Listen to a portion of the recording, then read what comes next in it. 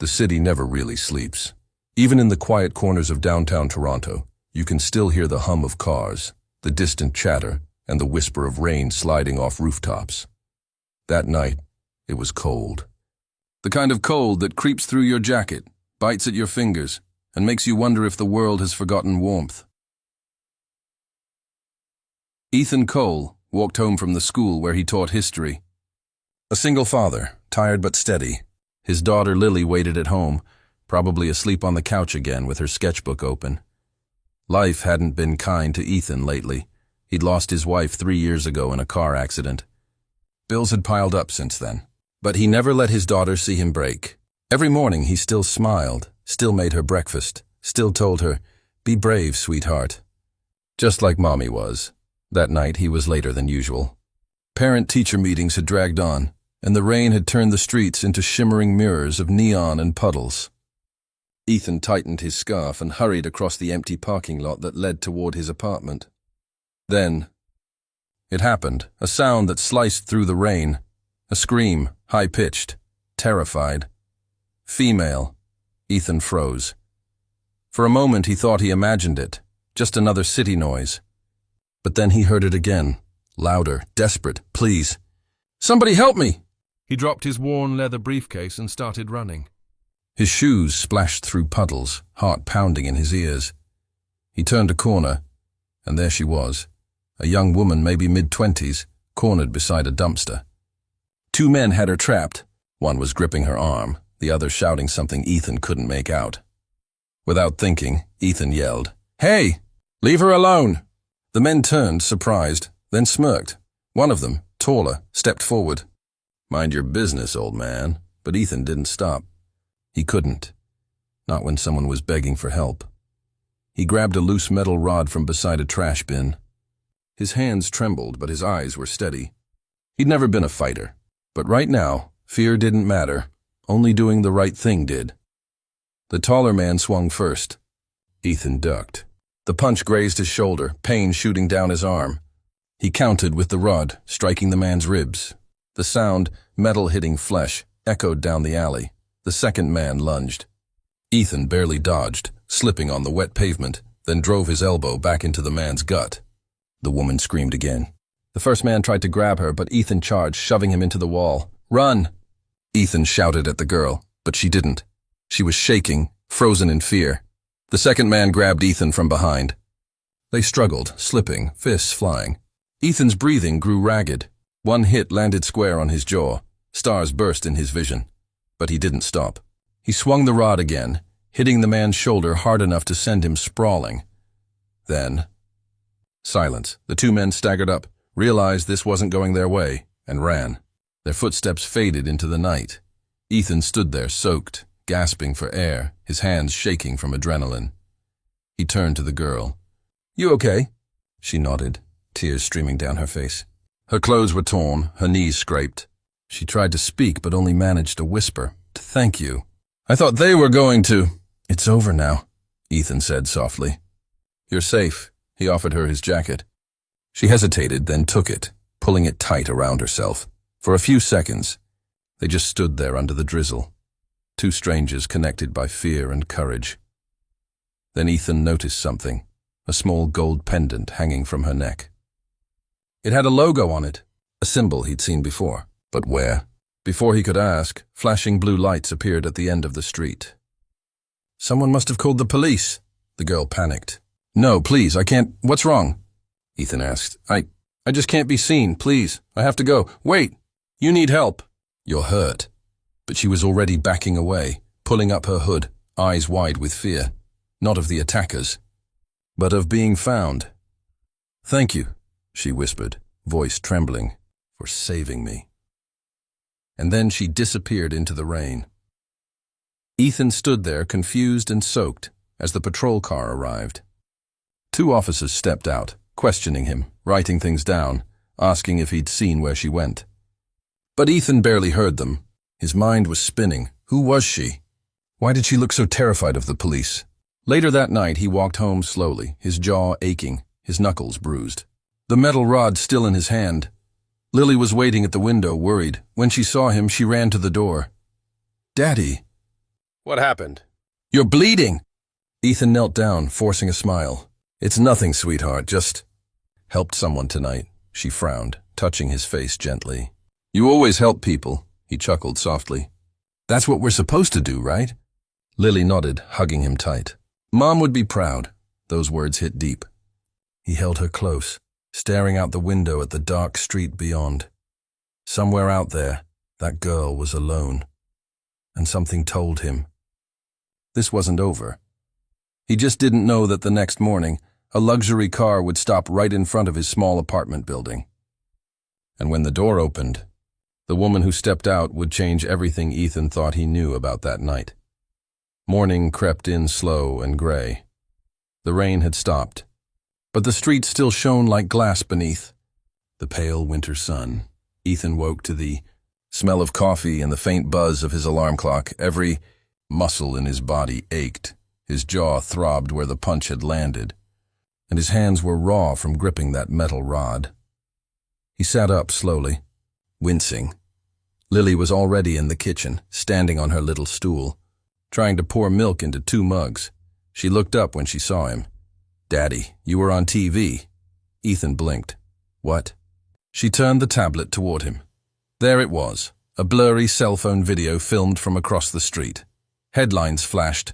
Unknown man saves. Woman from late-night attack downtown. The video had already hit thousands of views overnight. Someone had recorded everything. The fight. The rescue. Even the part where the girl ran away. Lily's eyes were wide. You're famous, Daddy, he sighed, rubbing his temples. No, sweetheart. I just did what anyone should do, but deep down, he knew not everyone would, and that's what scared him most. Not the fight, but the attention that came after. By noon, reporters had called the school. Students whispered in hallways. His principal left a voicemail. Ethan, the board wants to talk.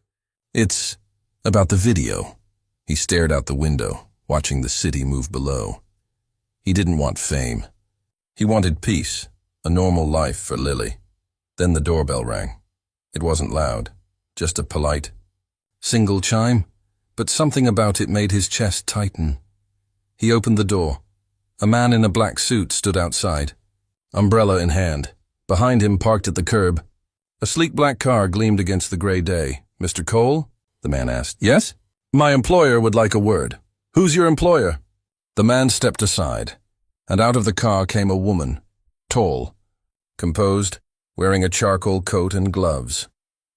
Her presence was quiet, but commanding, eyes sharp, posture straight. Yet there was something gentle in the way she looked at him, like she already knew who he was. Mr. Cole, she said softly. I'm Claire Dawson. The name meant nothing to him, but the way the man in the suit stood, respectfully, almost fearfully, told Ethan she wasn't just anyone. I'm sorry, he said. Should I know you? She smiled faintly. Most people do. I run Dawson Industries. Ethan blinked. He'd seen that name before, in newspapers, billboards, even on school supply boxes. A major corporation, a CEO standing on his doorstep. Claire's eyes softened. May I come in? He hesitated, then nodded. She stepped inside, looking around his small apartment. The bookshelves crammed with lesson plans, the faded family photos, Lily's drawings taped to the fridge. You live simply, she said quietly. Teaching doesn't pay much, he replied, half smiling. She turned toward him. You helped a young woman last night. In the alley behind East Bay Street, his chest tightened. You know about that? Her gaze dropped to the floor for a moment. That woman, she said, voice trembling just enough to betray emotion, is my sister. Silence filled the room. The clock ticked. Lily peeked from behind the kitchen doorway. Clutching her stuffed bear, Ethan took a slow breath. Your sister? She wouldn't tell me her name. She just ran. I know, Claire said. She's been through something. Complicated. You didn't just save her life, Mr. Cole. You might have saved her future. Ethan didn't know what to say. He just stood there, the weight of last night finally settling in. Claire reached into her coat and placed a small envelope on the table. This isn't payment, she said. It's an invitation. I want to thank you properly tonight. My driver will pick you up at 7, he frowned. That's not necessary, she smiled slightly. It is. You'll understand soon. And with that, she turned to leave. The man with the umbrella opened the door. Before stepping out, Claire looked back one more time, her eyes softer now. Almost sad, by the way, she said quietly. My sister hasn't stopped talking about you. Then she was gone. The door closed. The car pulled away, disappearing into the drizzle. Ethan stood there for a long moment, staring at the envelope on the table. Lily ran up beside him. Who was that lady? He picked up the envelope. It was thick, expensive paper with Dawson Industries embossed in gold. Inside was a single card. Dinner, Dawson Tower, 7 p.m. He didn't understand any of it. Why him? Why the secrecy? But something told him. The night before was only the beginning. He looked out the window again.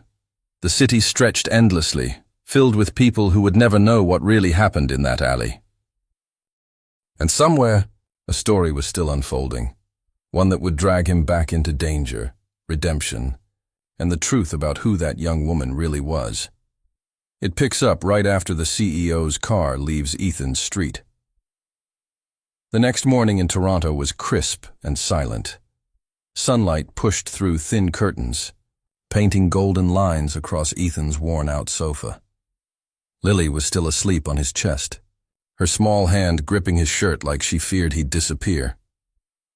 He hadn't slept at all. His mind kept replaying the night. The alley, the men, the scream, and then that woman, the CEO with eyes full of questions. His phone buzzed. A new notification. Trending, Verb 1, the teacher who fought back. Millions of views overnight. Clips of him swinging that metal pipe in slow motion. Captions calling him a hero. Others mocking him for acting tough. Ethan sighed. He never wanted this. He only wanted to protect his little girl and get back to grading papers. Then came the knock. 3 gentle raps. Not the sharp, commanding kind from last night. This time it sounded careful. Respectful. Ethan opened the door to find a young man in a charcoal suit. Behind him, a black sedan gleamed like liquid glass. Mr. Cole, the man said, holding an envelope. Ms. Claire Dawson requests your presence at Dawson Tower. No cameras, no press. Transportation is ready, Ethan froze. The Claire Dawson? The education tech giant. The woman whose foundation funded half the schools in Ontario. Why would she want him? Lily peeked from behind his leg, hair messy, holding her stuffed penguin. Daddy, is it the TV lady? Ethan managed to smile. Something like that. Sweetheart. He promised her he'd be back by dinner, left her with his neighbor, Mrs. Jenkins, and stepped into the car. Rain clouds were rolling in again, same gray sky as the night before. Only this time, he wasn't walking through darkness. He was being driven toward something he didn't understand. The city blurred past, glass towers, coffee carts, flashing billboards showing his own face. He turned away. The driver stayed silent until they reached the heart of downtown Dawson. Tower stood like a blade of steel cutting through the clouds 40 stories of mirrored. Perfection. Gods opened the doors before he could touch them. Everything smelled of polished marble and power. Right this way. Mr. Cole. Elevator doors closed with a soft hiss. Floor after floor slid past until they stopped at the top. When the doors opened, he was hit by warm light, soft piano music, and the faint scent of jasmine. Claire Dawson stood near a window wall, the skyline behind her glowing in gold, tall, poised, early 30s, the kind of presence that made rooms go quiet. But her eyes, tired, red-rimmed, told another story. Mr. Cole, she said softly, extending her hand. Thank you for coming, he nodded. Did I have a choice? A small, sad smile crossed her lips. Not really. She gestured to a table set for 2. Simple dinner, no journalists, no speeches, only quiet. Please sit. You deserve at least one meal where you're not being judged by the internet. Ethan hesitated, then took the seat. Claire studied him for a long moment. You're a teacher? Yes, high school science. And a single... Father, he nodded again. Your daughter, Lily, is beautiful. Her voice trembled. My sister talked about her. Ethan's fork paused mid-air. Your sister? Claire looked down at her hands. The woman you saved last night. Her name is Hannah Dawson. The room seemed to shrink. That was your sister? Claire's eyes glistened. She was walking home from her friend's birthday when those men cornered her. If you hadn't been there? Her voice broke. She's alive because of you.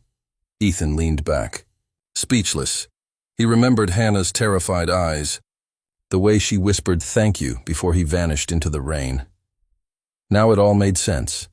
The SUV, the urgency, the tears in Claire's eyes, but there was something else, something deeper. The way Claire looked at him wasn't just gratitude, it was recognition, like she already knew who he was. Mr. Cole, she said quietly. This isn't the first time our paths crossed. Ethan frowned. I think you've got me mixed up with someone else. She shook her head. 10 years ago. Kingston Academy. You were a substitute teacher for a month before joining the army. You helped a shy girl get through her exams. A girl who almost dropped out. Ethan blinked. A memory flashed. Classroom chalk dust. A crying student named Claire Dawson. Terrified of failing math. He'd stayed late tutoring her every evening until she passed, and now she stood before him. CEO of a multi-million-dollar empire, he chuckled softly. I remember that kid. She hated algebra. Claire laughed through tears. And you hated giving up on people. Silence settled again, heavy but warm. Ethan finally spoke. I didn't save your sister for thanks or attention. I did it because my daughter was watching. She needs to see what's right. Claire nodded slowly. She already has the right example. Then she leaned forward. But that night wasn't random. Ethan. Those men weren't muggers. Ethan's eyes narrowed. What do you mean? Claire hesitated, as if weighing how much to reveal. My family's been under threat. Competitors. Political enemies. Hannah refused security detail. She thought she was safe, but someone wanted to send a message. A chill ran down Ethan's spine. It wasn't a coincidence. He hadn't stumbled into danger, he'd stepped into someone else's. While Claire's tone shifted from gratitude to resolve. I won't let them hurt my family again. And I don't trust anyone right now, except you. Ethan frowned. Why me? She met his gaze, unwavering. Because you didn't know who she was. And you still risked your life. She slid a small envelope across the table. Inside was a single card. Private security consultant. Dawson Industries. A job offer. I'm not a bodyguard, Ethan said. You were once, she replied. Her eyes softened. And maybe the world still needs that version of you. He stared at the card, then out the window where the city glowed beneath darkening clouds. He thought of Lily. He thought of the life he'd promised her. Quiet, safe, ordinary, and of the words she'd whispered in the alley. Please, Daddy. Help her. Claire's voice pulled him back. If you walk away now, I'll understand. But if you stay, I can promise protection for you and your daughter. A real chance to use who you are for something that matters. The elevator dinged softly behind him, waiting. Ethan stood, sliding the card into his pocket. He didn't answer, just nodded once and walked out. As the doors closed, Claire whispered to herself, he hasn't changed. Still the man who never turns away. Outside, thunder cracked, rain began again. The same rain as last night, but this time, it wasn't washing blood off the streets. It was washing away the line between Ethan's old life and the one he was being pulled back into. Rain poured steadily as Ethan stepped out of Dawson Tower. The city lights shimmered in the puddles like broken stars. He pulled his jacket tighter, ignoring the limo idling nearby. He needed air, space, the kind of quiet that only cold rain could give. He walked 6 blocks before realizing his hands were shaking, not from cold, but from the truth Claire had dropped like a stone in water. None of it was random. The alley, the attackers, even the sudden hero. Headlines, it all meant something. He stopped under a flickering street lamp. Across the road, a woman with a hood stood still, staring at him. Then she smiled faintly and stepped forward. "Hannah?" Her voice was softer than he remembered. "Yes," she said, eyes glistening. "I wanted to see you before my sister did, but she moves faster than I expected." Ethan's breath caught. The last time he saw her, she'd been on the ground, shaking, blood on her lip. Now she looked almost peaceful, but fear still lingered behind her smile. "I didn't get to say thank you," she whispered. "You don't have to," Ethan said. "You already did." But she didn't move. Instead, she pulled out her phone and showed him a photo, a picture taken from a security camera, the same alley. Only this time, it wasn't focused on her or Ethan. It showed a third man, standing far behind the attackers, watching, not helping. Ethan frowned. "Who's that?" She lowered her voice. "We don't know yet, but he wasn't part of the gang. My sister thinks he's connected to a man named Rogan Vale." Ethan stiffened. He knew that name. Everyone. In the military circles X Special Forces turned corporate fixer, a ghost with a record of accidents tied to rival CEOs. Hannah's voice broke the silence. "Claire didn't tell you everything, did she?" He looked up sharply. "What do you mean?" "She's not just protecting me, Ethan. She's protecting her company. The board's split. Investors are pulling out, and Rogan Vale was hired by someone inside Dawson Industries." Her lips trembled. "She doesn't know who. That's why she called you." Ethan stared at the wet pavement, his reflection distorted by raindrops. "I'm not part of this world," he muttered. "I grade exams and try to get my kid to sleep before midnight." Hannah smiled, faintly. "Maybe that's why you're the only one she trusts." A car turned the corner, its headlights washing over them. For a moment, Hannah's face looked ghostly pale. She flinched. Then she slipped something into his hand, a small flash drive, wrapped in waterproof plastic. "Keep this safe," she whispered. "If anything happens to me or Claire, you'll know what to do." Before he could ask, she stepped back, hailed a taxi, and disappeared into the rain.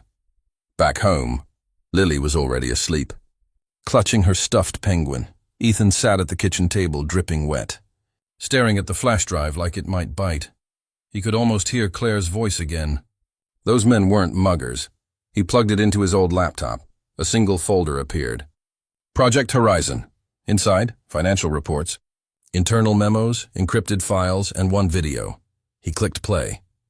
The footage showed a lab, rows of computers, holographic boards, and a glowing prototype marked Neural Link Core. A voice, Claire's, echoed through the room. "This project will redefine human learning. But if leaked, it could destroy everything we stand for." Then another voice, male, cold, deliberate, which is exactly why it will never reach the public. Static. Then black. Ethan leaned back, rubbing his temples. He didn't fully understand what he'd seen. But he knew one thing: whatever was inside this project, people were willing to kill for it, and now he was in the middle of it. The next day, Claire called. "Ethan, I need you at the tower, now." Her tone wasn't a request, it was alarm. When he arrived, security was doubled. Reporters swarmed the gates, shouting questions. "Is it true the Dawson sisters are under threat? Who's the mystery man from the video? Is Project Horizon real?" Claire met him at the elevator, her composure cracked for the first time. "They leaked it," she said, voice trembling. "The board knows. And they think you had something to do with it." Ethan's jaw tightened. "Because I helped your sister?" "Because the attackers from last night were found dead this morning." She paused. "Shot. Professional work." For a moment, the air went still.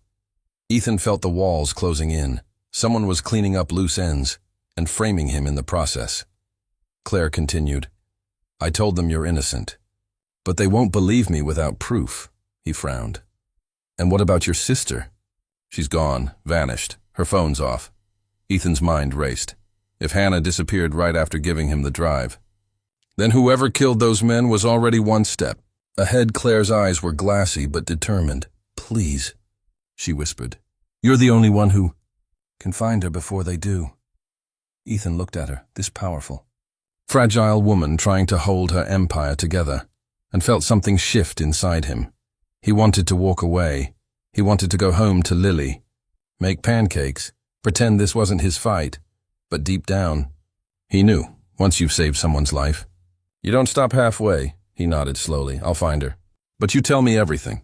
No more secrets, Claire exhaled, relief flooding her face. I will. I promise. She reached for his hand, brief but trembling. Be careful. Ethan. Rogan Vale doesn't leave witnesses. Hours later, Ethan sat in his car at a quiet overlook on the edge of the city. The skyline shimmered through the mist. He opened the flash drive again, replaying the file frame by frame. Then, he froze. In the reflection of one lab monitor, he spotted something. A blurred figure, standing behind the glass, broad shoulders, shaved. Head tattoo near the neck. Ethan zoomed in. He recognized it instantly. A symbol from his military days, the mark of the Cerberus unit. And one man in that unit had gone rogue years ago, Rogan Vale.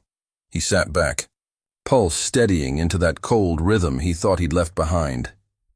Teaching was his peace, but war had never forgotten him. Now it had found its way back through a woman he once tutored, and the sister he'd saved. The rain returned, tapping against the windshield. In the back seat, Lily's drawing lay on the floor, 2 stick figures under an umbrella labeled Me and Daddy. Safe. Ethan picked it up and smiled faintly. Not yet. Kiddo, he whispered, but I'll make it true. Then he started the engine. The headlights cut through the fog, and the car rolled forward, into the storm. The night was louder than usual. Downtown traffic roared like a restless ocean. Horns blaring, sirens crying somewhere far away. Ethan gripped the steering wheel, eyes scanning every mirror. He wasn't just driving, he was hunting. Claire's words echoed in his mind. Find Hannah before they do. Every second counted. Cut to dashboard camera angle. Rain streaking the windshield, city lights flickering across his face. He checked his phone. A single text from an unknown number blinked on the screen. She was seen near the old shipyards. Come alone. He knew it was bait, but he also knew Hannah had no one else. He pressed harder on the gas. Ethan parked under a broken street lamp, stepped out, and listened. Only the hum of the docks and the rhythmic crash of waves. Then, a sound. Footsteps. He turned. 3 silhouettes emerged from behind the containers, faces hidden beneath caps. Movements too deliberate to be random. Looking for someone, teacher? One of them called out. The tone was mocking, but there was weight behind it. They knew who he was. Ethan didn't answer. He took a slow breath, scanning for exits. 2 left, 1 right. 1 ladder up, the leader smirked. You shouldn't have poked around in other people's business. Then he moved first. Camera whip pan, fast motion, boots splashing, metal clangs, quick cuts of movement rather than hits. Rain flashes in the floodlights. Ethan ducks. Sidesteps, grabs a hanging chain to swing clear. Uses the environment, not force. Every move feels like muscle memory from a life he promised to leave behind. The men stumble, regroup. One yells, "He's not supposed to fight back!" Another answers, "He's ex-military, idiot!" A sharp whistle cuts through the chaos, one of them signaling someone unseen. Ethan freezes. A drone hums above the yard, its red light blinking. A voice crackles through its speaker. Cold, calm, professional. Stand down. Mr. Cole, we just need the drive. Rogan Vale. He'd never met him in person, but the voice matched the recordings from his old unit. Deep, controlled, the kind that smiled while planning a disaster. Ethan shouts back, "You'll get nothing." The drone camera tilts slightly, as if smiling. Then let's make this interesting. Floodlights ignite across the shipyard. White, blinding. Dozens of figures step out from the shadows. A setup, a full trap. Heartbeat fast rhythm. Ethan runs through scaffolds. Under cranes across puddled decks. He slides behind a rusted container. Pulls his phone, hits record. "Claire," he whispers into the mic. "It's Vale. He's here. I'm sending GPS now." He uploads the clip to cloud storage just as another explosion of sound rips through the yard. Not a weapon, just a flashbang to disorient. He bolts for the ladder, climbs fast, reaches the upper walkway. The city glows in the distance, his only escape. Then, a voice behind him. Going somewhere? He turns. One of the attackers blocks the path, smirking, radio blinking on his vest. Before Ethan can react, the man's radio crackles again. Confirm target secured. Copy? Ethan smiles faintly. Copy this. He hits the emergency lever beside him. A stack of shipping containers groans, then slams down between them, cutting the walkway in half. Metal screeches. Sparks rain. By the time the dust clears, Ethan's gone. Cut to Ethan's car speeding through rain. His chest heaves, knuckles white on the wheel. He dials Claire. She answers instantly. Ethan. What happened? They knew I'd come. Someone tipped them off. Someone close to you. Static, then her voice low and shaken, the board. They have access to all internal communication. Oh no. He hears typing, the hum of servers behind her. Ethan, they've accessed the footage from last night. They're rewriting it, making it look like you attacked them. Ethan grits his teeth. Then we find Hannah and clear it. Whatever's on that drive, it's bigger than both of us. A pause. Then Claire whispers, Ethan, there's something you should know. Hannah wasn't just at the alley by accident. She was trying to deliver that drive to someone. You. The world seems to slow. What do you mean? Me. She said you once trained her. Years ago. At the academy before she left the program. Flash cut, memory, bright training field. Young recruits running drills, Ethan shouting instructions. One trainee hesitating but determined. Hannah Dawson. He remembers now. The stubborn cadet with the steady aim and haunted eyes. He'd told her she could be anything, and now she was lost again. Back in the present. Thunder rumbles, Claire's voice trembles. She trusted you then. That's why she trusted you now. Ethan exhales slowly. Then I won't fail her this time. He ends the call, turns onto the highway and disappears into the storm. Camera pullback. Skyline glowing under lightning. Somewhere in a glass-walled office at Dawson Tower, a man closes a laptop. A hidden smile forms on his face. He's been listening to every word. He picks up the phone. Vale. He took the bait. Now send the message. A single text leaves the phone. If you want the truth, come to the lighthouse. The screen fades to black. Voice over. But what waited for Ethan at that lighthouse wasn't the truth. It was the beginning of the end. The storm had swallowed the coast. Waves slammed the rocks below the old lighthouse like fists of water and wind. Through the rain, Ethan's headlights cut a narrow path, each flash revealing just how alone he was out here. Inside the truck, Hannah's phone signal blinked once. Weak, almost gone. Ethan tightened his grip on the wheel. Just hang on, he whispered. Lightning strobed, and a black SUV appeared in his mirrors. Not police, Rogan's men. He killed the lights, rolled down the slope, engine off. The only sound now, the surf. The storm hit him. Ethan ducked behind an overturned boat. In his hand, the old keychain flashlight Claire had given him at the university fundraiser. It flickered, shorting out from the rain. Figures, he muttered. He scanned the ridge. The lighthouse beam swung slowly across the water, a giant clock hand marking down the seconds. On the next pass, he saw movement. Someone in a white jacket near the door. Small frame, Hannah. She was alive. He moved. Fast, silent. Every step timed between thunderclaps. But when he reached the fence, a voice stopped him cold. Voice. Looking for someone? Ethan turned. A man in a raincoat, earpiece glinting. Another stepped out behind him. 2, then 3. The same corporate security he'd once trained. He didn't need a fight. He needed a distraction. He looked up. The lighthouse beam swept past again. He waited, counted, then grabbed a loose signpost and slammed it. Against the generator box, sparks exploded, the floodlights. Died darkness, confusion, shouting, flashlights. Slicing the rain. Ethan sprinted through the chaos, vaulted the gate, slipped through the lighthouse door just as thunder swallowed the sound. Hannah was there, hands tied but unharmed. Eyes wide with relief. Hannah. Dad! Ethan, it's okay. Quiet now. He cut the ties with a pocket tool, guiding her toward the service ladder. Below, footsteps pounded. Rogan's men had followed the trail. They reached the mid-landing. A storm window burst open, wind screaming through. Papers flew like birds. Ethan glanced out. Across the dark sea he saw flashing lights, Coast Guard boats, police sirens winding down the cliff road. Claire had sent them. He smiled, just for a second. Then the radio on one of the pursuers crackled. "They're inside." "Bring Vale!" Rogan himself was coming. Music sharpens, fast percussion. Ethan pulled Hannah close. "When the next lightning hits, we move," she nodded. Trusting him completely. Flash, run. The camera follows them up the staircase. Light and shadow strobing with each thunderclap. Faces lit.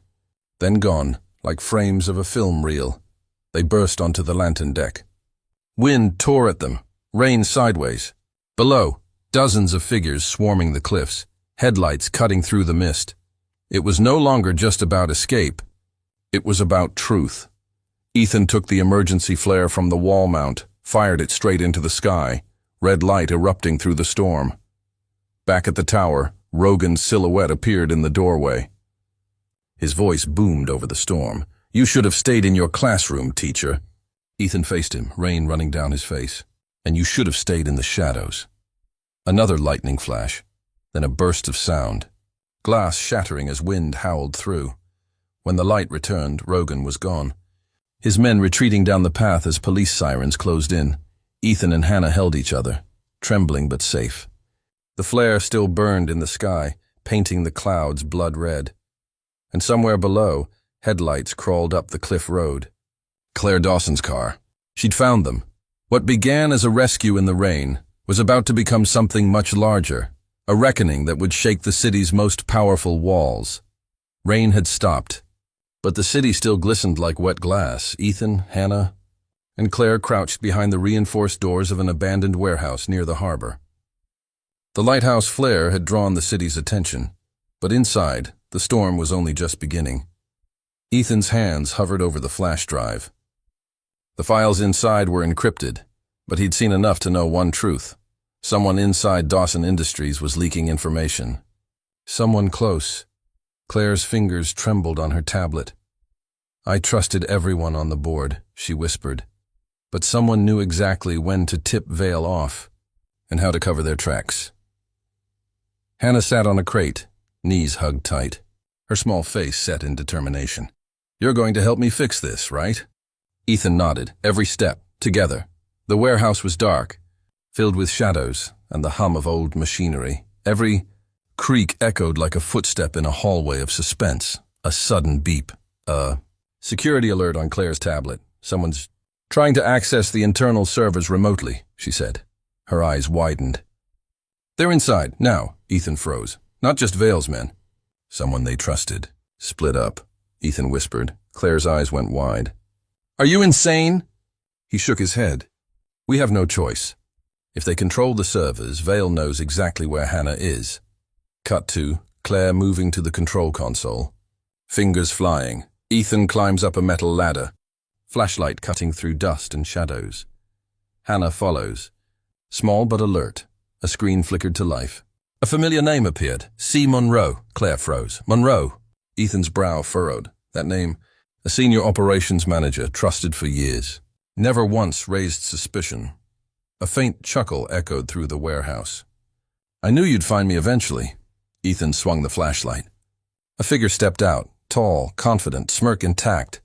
"Monroe," Claire whispered. Disbelief and fury battling in her voice. The insider wasn't just feeding Vale information. He had orchestrated the lighthouse trap. "The flares, the pursuit, everything." Monroe's eyes glinted. "You always underestimate me." "That's your mistake, Dawson." Ethan clenched his fists, not ready to fight, yet. "You betrayed your own company." "For what?" "For power," Monroe said. "And for Vale's protection. You all have no idea what's coming." "Project Horizon isn't just a program, it's a weapon." Hannah shivered. "A weapon?" Claire grabbed her hand. "Stay calm, Hannah." Monroe smirked, moving toward the console. Too late. "Vale has what he wants, and soon you'll see just how fragile your empire is." Ethan's mind raced. He couldn't let Monroe escape. Not with Hannah. Not with the city potentially at risk. Ethan whispered, "We need to isolate him." "Cut his access now!" Claire nodded, typing furiously. Hannah's eyes scanned the room, spotting a loose metal pipe. She picked it up quietly. "This will help distract him," she whispered to Ethan. A thunderclap echoed, timed perfectly with the flickering lights. Monroe flinched for a fraction of a second. Ethan moved. Fast. He lunged to the console, flipping the emergency override switch. Alarms blared, red lights spinning. Monroe staggered back, trying to maintain his control, but the lockdown had begun. "Not fast enough," Ethan said. "You'll pay for this," Monroe hissed. Claire grabbed the flash drive from her pocket. "We have the proof."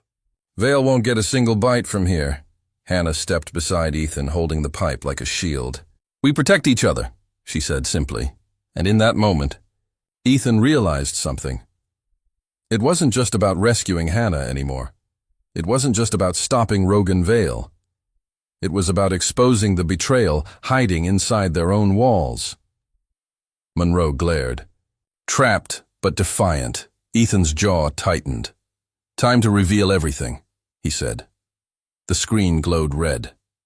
Claire's voice cut through. This proves it. Vale and Monroe, working together. We have the leverage." Ethan turned to Hannah. "Ready to see the truth?" She nodded. "Let's finish this." The warehouse trembled under the storm outside. Though inside, the tension was heavier than thunder. Ethan. Claire and Hannah stood before the glowing monitors.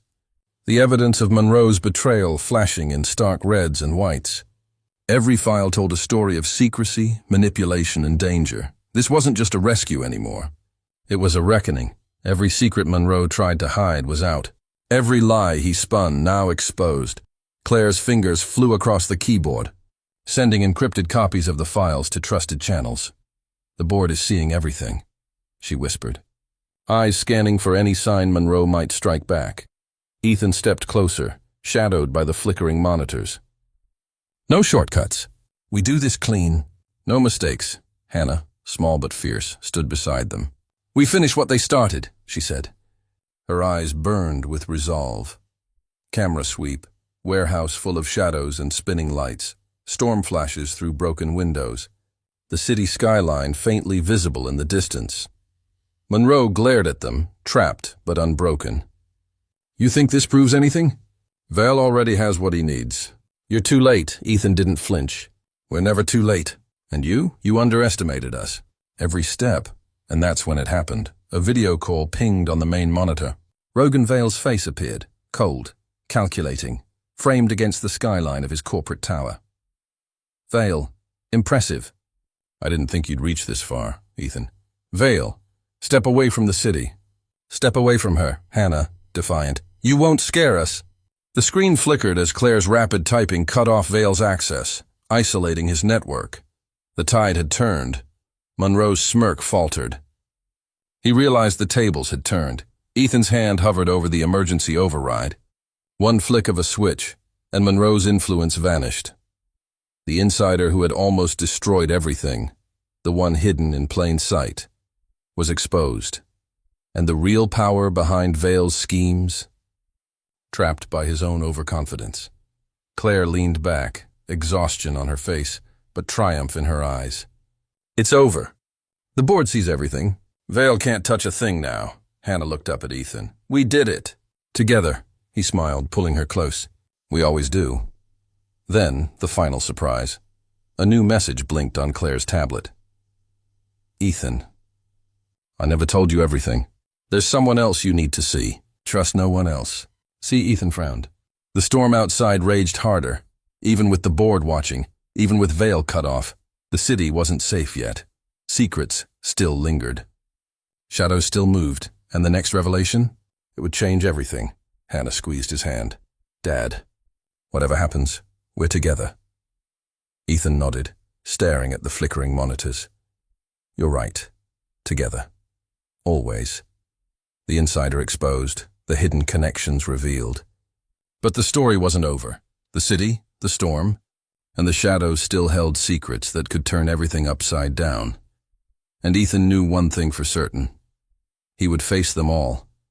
For Hannah, for the truth, and for the safety of everyone who believed in him.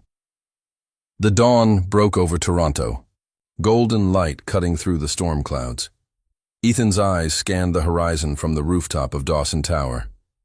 Below, the city buzzed, unaware of the hidden war that had raged in its shadows. This wasn't just a rooftop.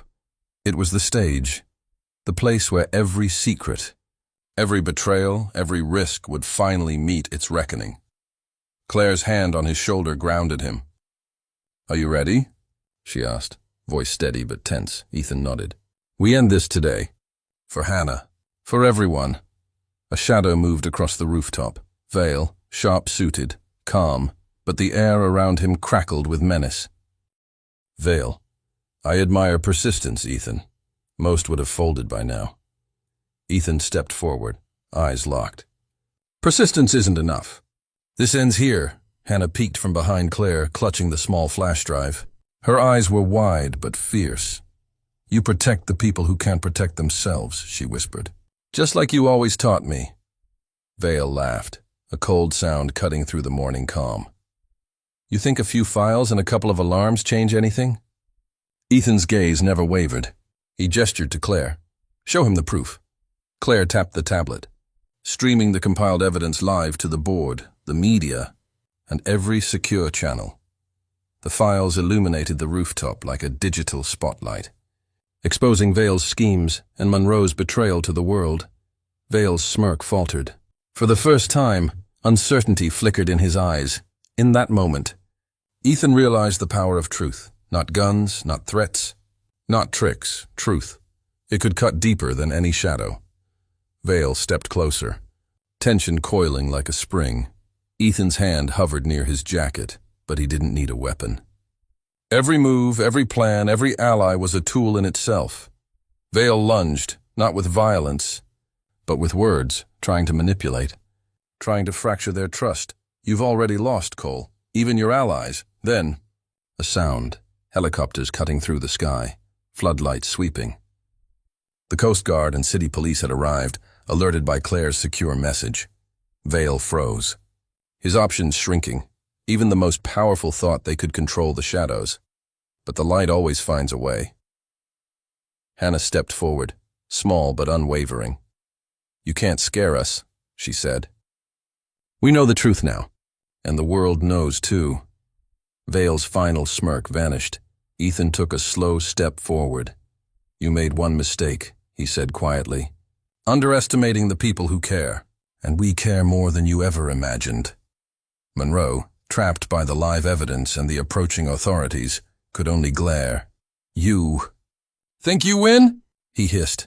Ethan shook his head, voice calm but unyielding. "This isn't just about winning. It's about protecting, and protecting always wins in the end."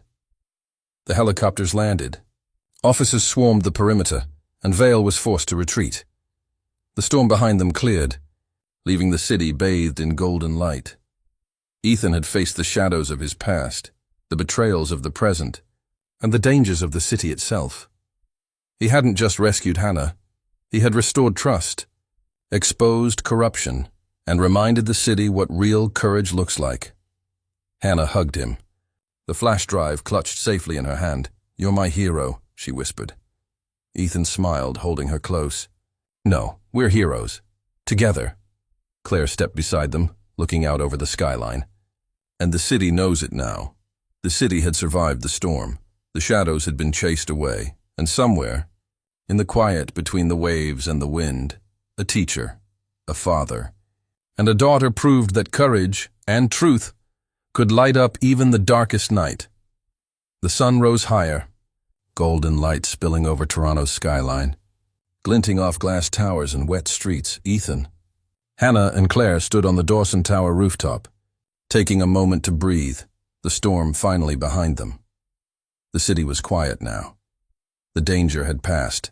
The shadows that haunted them for months were gone. Hannah leaned into Ethan, her small hand holding his. "You kept your promise," she whispered. Ethan smiled, brushing a strand of wet hair from her face. "I always do," he replied softly. Claire stood beside them, tablet in hand. The board's meeting this morning. They've acknowledged everything. Vale is exposed. Monroe is facing legal action, and the city knows who the real heroes are. Ethan glanced at the flash drive in his pocket, now a symbol, not of danger, but of truth. He thought of the lighthouse, the storm, the chase, every moment that had tested them, every step that had brought them here. Heroes aren't always in uniforms. Sometimes they carry nothing but courage, love, and the will to protect. Hannah's eyes sparkled. Does this mean we're safe? Ethan hugged her tight. Yes, sweetheart. Safe, and stronger than ever. Claire smiled, looking at both Ethan and Hannah. And the truth. It's out there for everyone to see. The world won't forget this. Ethan's gaze fell on the horizon, a quiet strength in his eyes. Some battles aren't fought for fame, he said.